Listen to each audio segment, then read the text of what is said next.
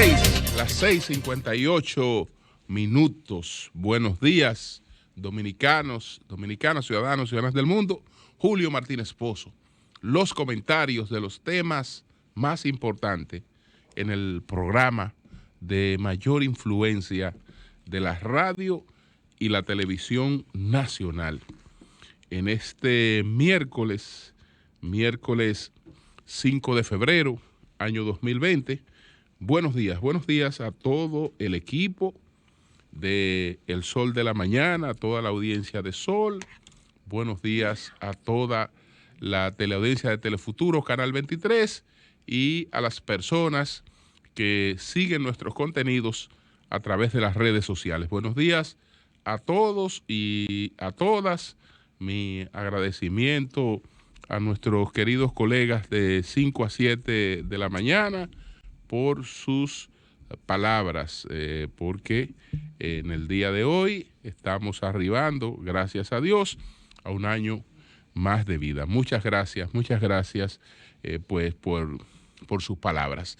Entonces, señores, vamos de inmediato con la agenda que vamos a agotar en el día de hoy, en este día 5 de febrero. Muy apenado por la muerte de la hija única de Priscila Rivera, la capitana de las Reinas del Caribe.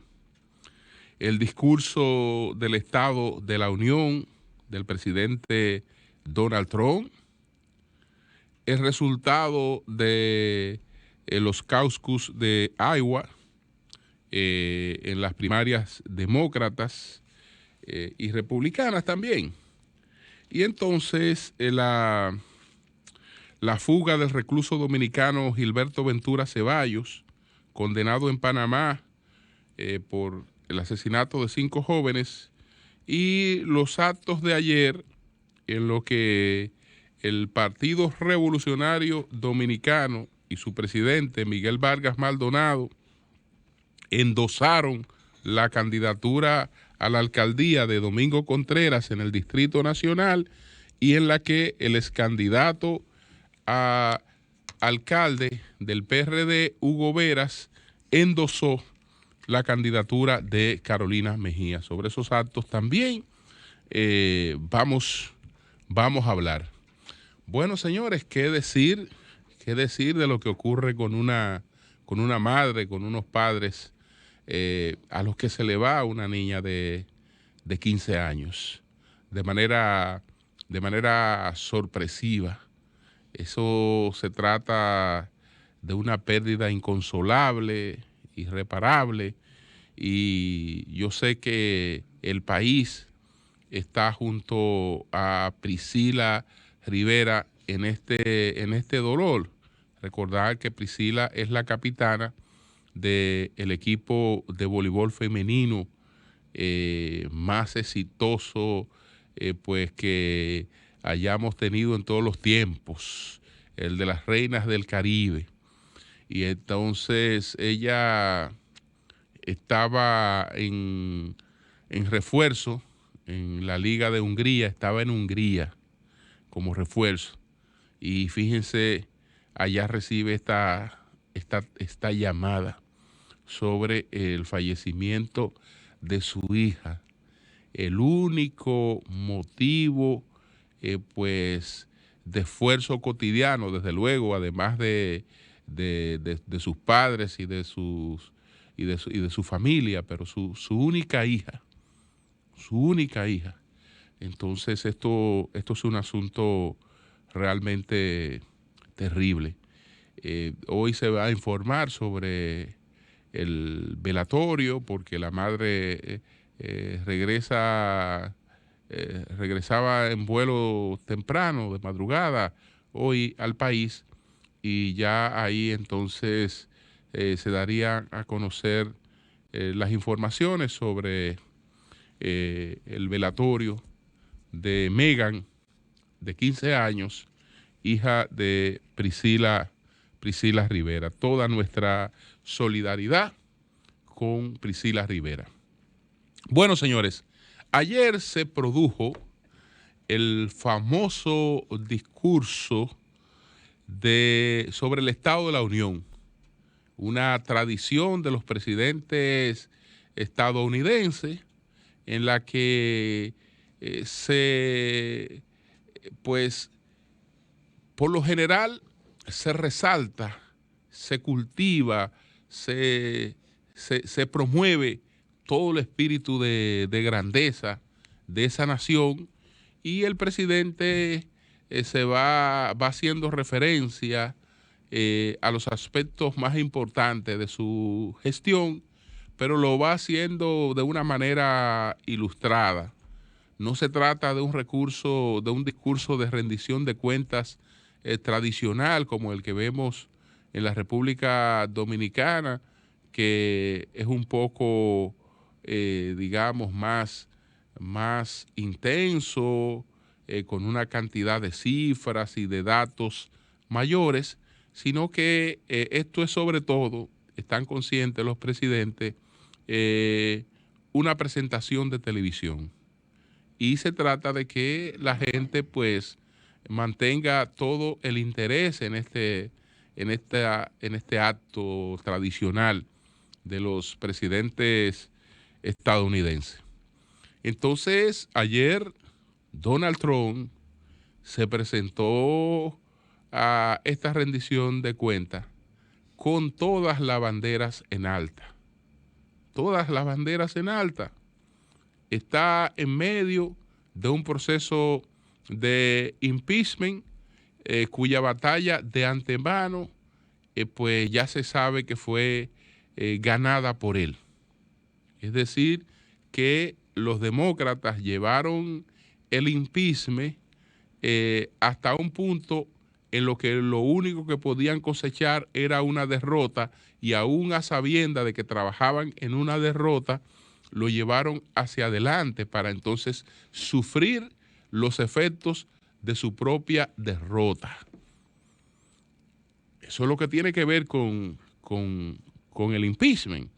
Es decir, un presidente que va a decirle, han hecho todo lo posible por quitarme del camino por vías no electorales, porque no pueden conmigo por la vía electoral y han fracasado. Lo que el presidente Donald Trump hizo en esa llamada pudo tener una connotación cuestionable, pudo motivar cuestionamientos a un presidente, pero de ahí a considerarlo un hecho que amerite la destitución de un presidente como si él hubiese incurrido en una cuestión de alta traición a su país, ya eso es otra cosa, porque ese no es un hecho de alta traición a su país. Había una situación con el vicepresidente Joe Biden, cuyo hijo Hunter Biden, pues fue alto funcionario de una compañía en los tiempos en los que su padre tenía influencia determinante en decisiones de política exterior de Estados Unidos en relación con Ucrania. En esa circunstancia, pues esa compañía le coloca un sueldo de $50,000 mensuales que él no lo ha vuelto a ver jamás en su vida por ninguna otra actividad que haga, por más capacidad que tenga. Es decir, que se trata de algo que estuvo asociado a la influencia del padre. Entonces, resulta que hay un fiscal que está investigando los tráficos de influencia que pudieron derivarse de esas actuaciones. Y ese fiscal, por gestiones del presidente Biden, del vicepresidente Biden, es destituido.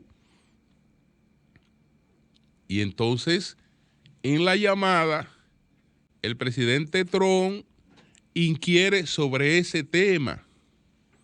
Es decir, el presidente Trump no está diciendo, vamos a inventarle un expediente a Biden, vamos a crear una situación sucia contra Biden. No, estamos hablando de indagatoria de hechos, a ver si esos hechos se produjeron, sí o no. Naturalmente, como Trump también está usando el poder porque tiene ayudas militares y económicas que está condicionando o que pudieran estar condicionadas, sí, eso es un uso del poder para buscar información sobre un adversario. Eso nadie puede decir que es un acto que no sea un acto, digamos, cuestionable, indelicado, etcétera, pero de ahí a que ese sea el caso para llevar a un presidente y provocar su destitución. No creo creo que los traumas que causaría ese extremo serían mucho mayores que lo que se está buscando, y eso es lo que han reflexionado incluso la mayor parte de los republicanos que le han apoyado. Eso es lo que tiene que ver con el impeachment y su fracaso rotundo que habrá de verificarse en los próximos días. Entonces, no es solo con que él se presenta ante unos demócratas que él ha derrotado una vez más. Es que ante ese país y ante esos demócratas, el presidente Donald Trump va con la bandera de que ha concluido la guerra comercial con China, que le ha puesto fin a la guerra comercial con China, indiscutiblemente una bandera muy importante, porque producto de esa guerra comercial, que si bien es cierto que fue traumática para Estados Unidos, pero no concluyó de manera que no beneficiara a los Estados Unidos. Es decir, que él pudo decir, causé trauma, era una lucha necesaria, era algo que yo había ofrecido desde mi campaña electoral, ya no hay guerra comercial, pero nuestros beneficios son mayores que antes de esa guerra comercial. Es decir, libré una batalla exitosa frente a China.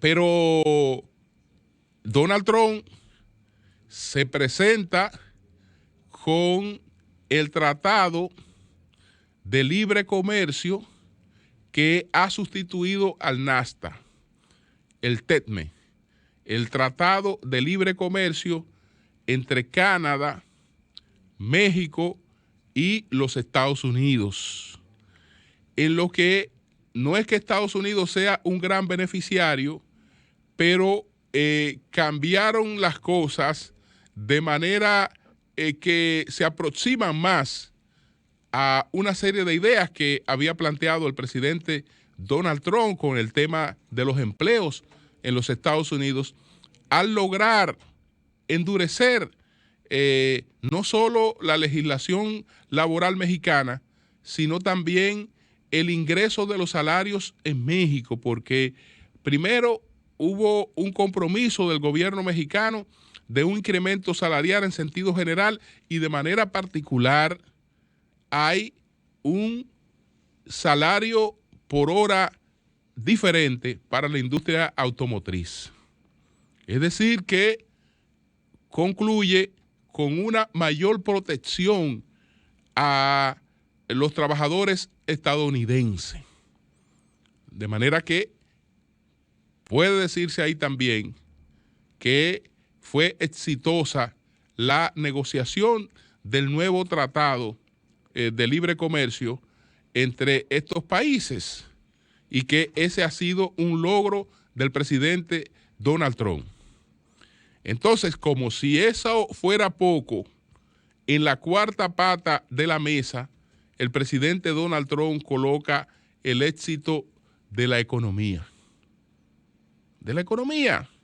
Entonces, estamos hablando de un presidente que tú lo puedes evaluar por una parte por sus expresiones, por todas las cosas que hace totalmente, digamos, a veces desaforadas, etcétera, pero cuando ves los resultados que ha cultivado hasta ahora, o ha sido muy dichoso, o el hombre ha trabajado en base a objetivos específicos y esos objetivos específicos los ha alcanzado.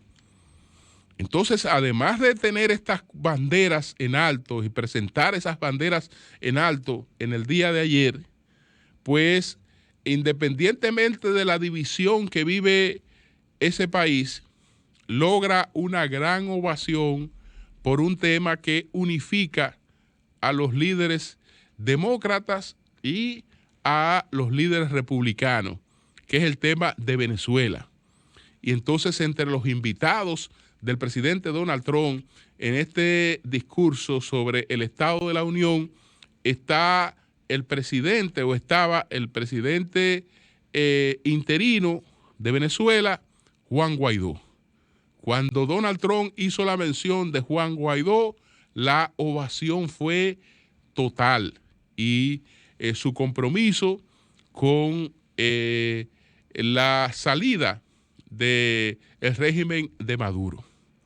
Entonces, esto ocurre nada más y nada menos que al inicio de una campaña.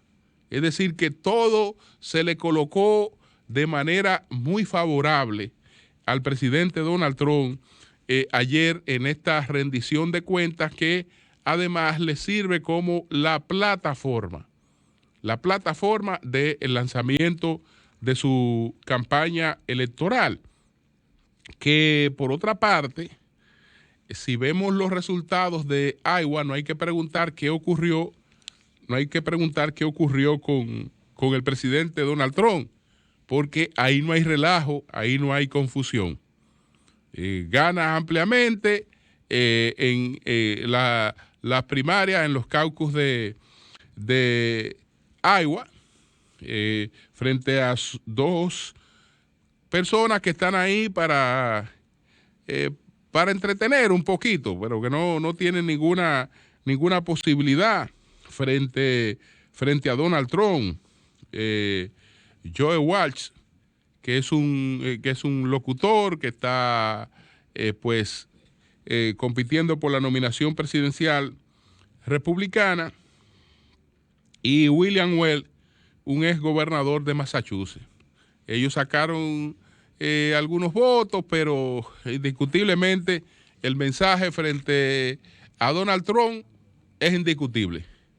Donde sí se presentó una situación contradictoria fue en las primarias demócratas, donde emerge un individuo que no estaba en el escenario con posibilidades de que se le tomara en serio, y entonces otros candidatos que pudieron haber tenido, o de lo que se esperaban que fueran más competitivos, como Elizabeth Warren, quedaron desplazadas en estas primarias en Iowa.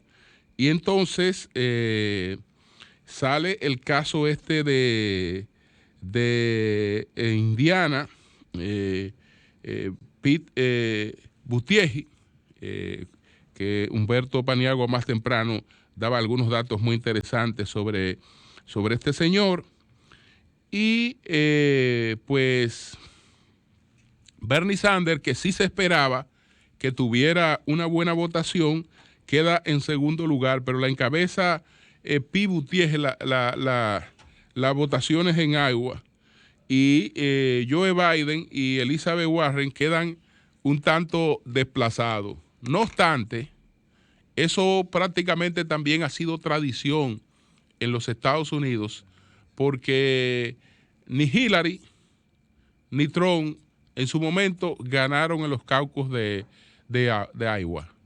Esto es más simbólico, etcétera, pero después las cosas pueden ir tomando otro rumbo. De todas maneras, en las encuestas nacionales, el candidato mejor posicionado de los demócratas continúa siendo el ex vicepresidente Joe Biden. Entonces eso es lo que tiene que ver con esta situación de los caucus de Iowa en el día de ayer. Por otra parte, las autoridades nuestras tienen que estar alertas porque en Panamá se ha fugado de la cárcel un dominicano que se llama Gilberto Ventura Ceballos.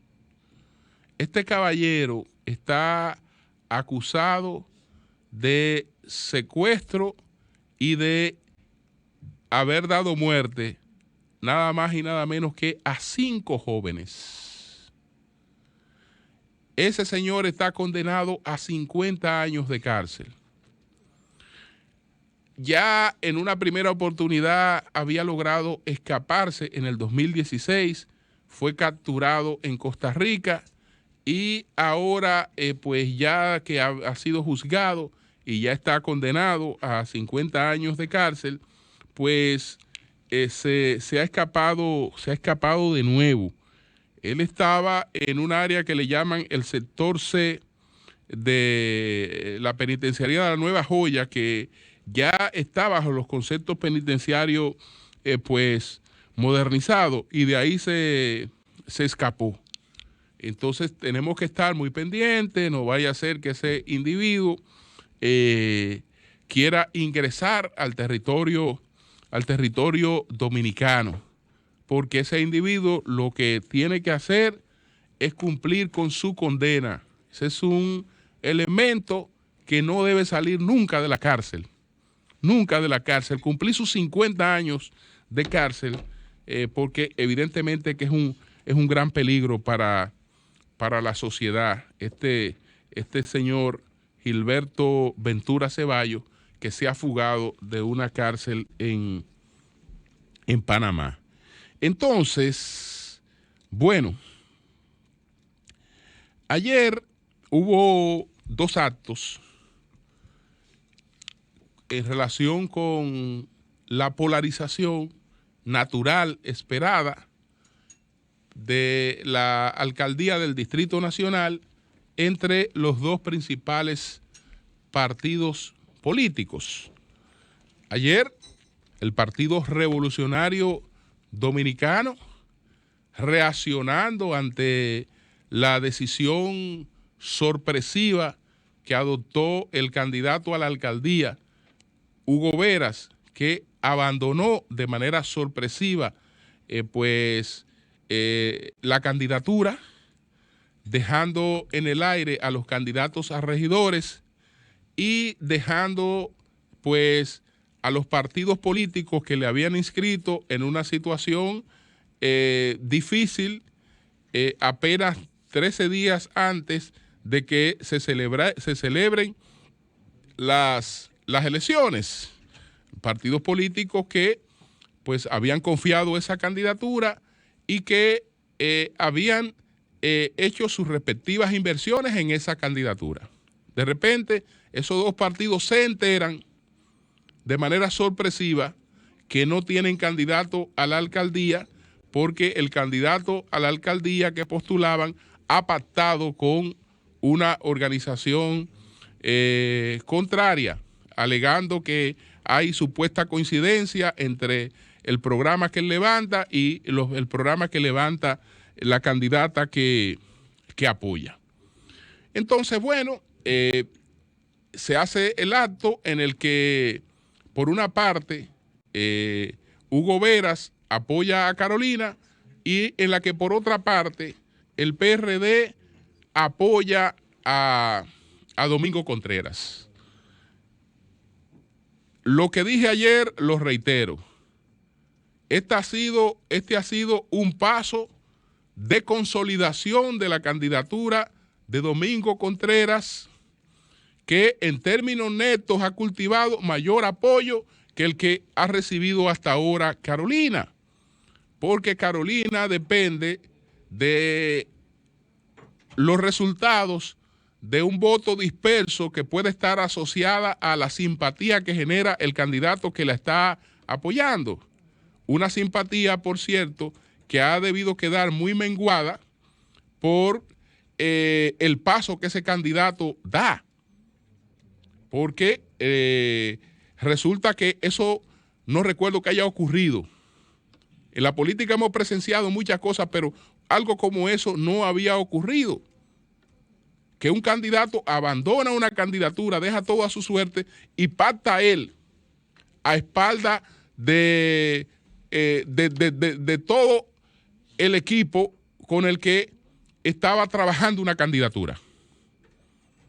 Entonces, pues el efecto contrario es el efecto de que lleva una estructura a respaldar a un candidato que está encabezando las preferencias, pero está encabezando las preferencias consciente de que no puede haber descuido frente a una candidata que ha logrado un buen posicionamiento rápido. Es decir, que en el Distrito Nacional nadie discute de que hay una competencia por la alcaldía del distrito, una gran competencia entre dos excelentes candidatos a la alcaldía, y ya ahí hay una serie de factores que van a ser determinantes en eso. El factor fundamental, siendo buenos los dos candidatos, porque tiene que ser bueno el candidato primero, que es un factor importante, pero hay otros factores que se añaden a eso. Y sin duda alguna que el que tenga la mayor cantidad de activistas, el que tenga la mayor cantidad de gente buscando gente, sabiendo dónde están esa gente para movilizarla y motivarla, tiene ventaja. En los actos de ayer, quien recibió la mayor cantidad de gente con esas condiciones fue Domingo Contreras. Lo otro ya va a depender de que ese voto de simpatía dispersa se motive y vaya a votar. Pero eso no es tan fácil de que pudiera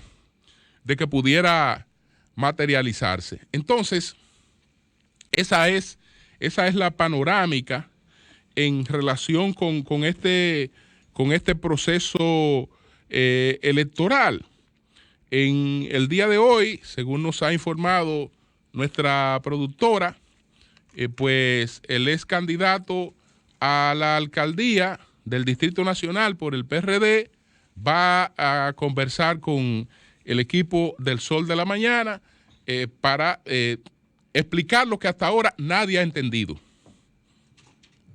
A ver si puede explicar lo que hasta ahora nadie ha entendido, porque este paso nadie lo ha entendido, sin cuestionar el derecho que tiene una persona a tomar decisiones políticas.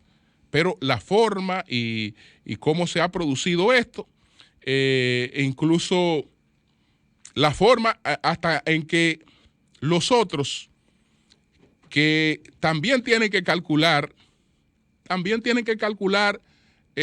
cuál es la reacción. Si esto se maneja con más pericia política, estoy seguro que los que iban a recibir ese apoyo habrían hecho también algunas evaluaciones y habrían medido qué le convenía más. ¿Qué le convenía más? Si dejar que esa persona que ya se había reunido para expresarle apoyo se quedara como candidato del PRD, reteniendo votos PRDistas para que esos votos PRDistas no fueran a ampliar la ventaja de Hugo Veras, o recibir el apoyo directo. Eso había que someterlo realmente a una ponderación. Y también yo creo que hay que pensar en la gente. Yo creo que hay que pensar en la gente, porque yo conozco situaciones y que se han producido con un señor que se llama Danilo Medina, presidente de la República, a los que en distintas oportunidades personas han ido a endosarle apoyo, y al ver lo que representaría para esas personas apoyarle y lo que esas personas dejan y todo el perjuicio que le puede crear a esa persona, le ha aconsejado no hacerlo. Les ha aconsejado permanecer en su partido, donde tienen su siembra, donde tienen otras posibilidades, y que después, si en una coyuntura distinta, eso. Entonces también, señores, hay que pensar en la gente. También hay que pensar en la gente. Porque yo creo que una persona que estuviera conversando con un político joven, con una gente que no tiene experiencia política, y aunque esa persona va y te aproxima y te dice, mira, voy a hacer eso, ahí debió aparecer una gente que le dijera, no haga eso. No haga eso. Te estás enterrando. Te estás enterrando. ¿Qué va a pasar contigo después de esto? Ah, que yo voy a apoyar a fulano, pero ¿y a quién le va a interesar el apoyo tuyo? ¿A quién le va a interesar si se sabe que en cualquier momento puede tener un cambio inesperado? Entonces, ahí debió aparecer, en términos políticos, gente que piense en la gente, que piense en el otro, que piense en el otro. Y entonces trata de orientar a la otra persona. Pero nada de eso, y fíjense cuáles han sido los resultados. Cambio y fuera.